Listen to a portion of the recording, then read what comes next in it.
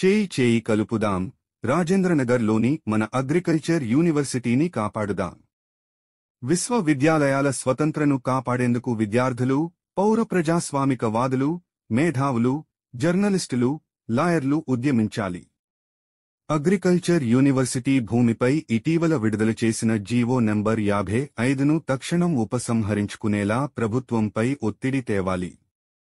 ఇప్పటివరకు చాలా యూనివర్సిటీలకు వైస్ ఛాన్సలర్ల నియామకాలు పూర్తి కాలేదు.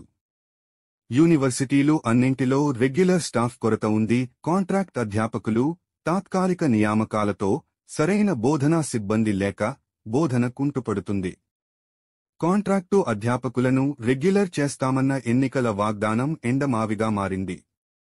ప్రయోగశాలలు, బోధనేతర సిబ్బంది, మౌలిక వసతులు, వనరులు లేక ఉన్నత విద్యారంగం కుంటుపడుతుంది. యూనివర్సిటీలకు ప్రాధాన్యతనిచ్చి నిధులు ఇచ్చి అభివృద్ధికి కృషి చేయాలి.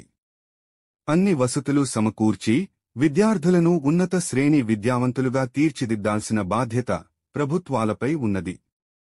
అరకొర వసతులతో పాలకుల, వైస్ ఛాన్సలర్ నియామకాలు జరగక నిర్వహణ అస్తవ్యస్తంగా మారింది.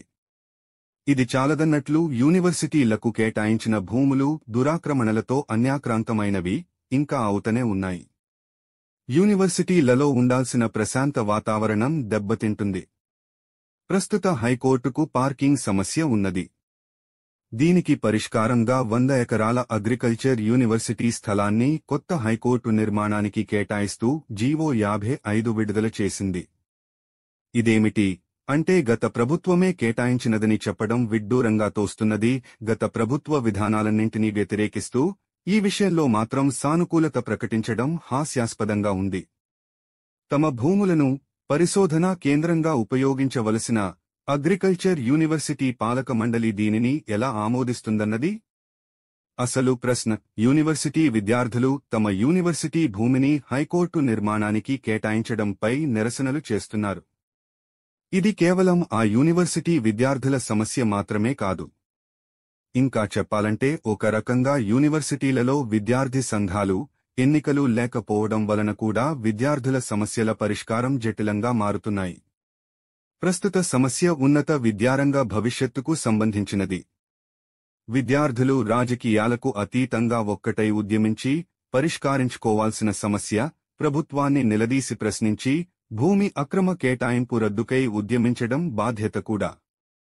యూనివర్సిటీలో అధ్యాపకులు విద్యార్థులకు అండగా నిలబడి పోరాడాలి.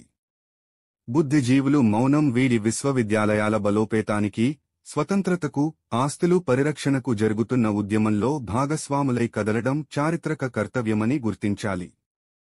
ని రమణాచారి.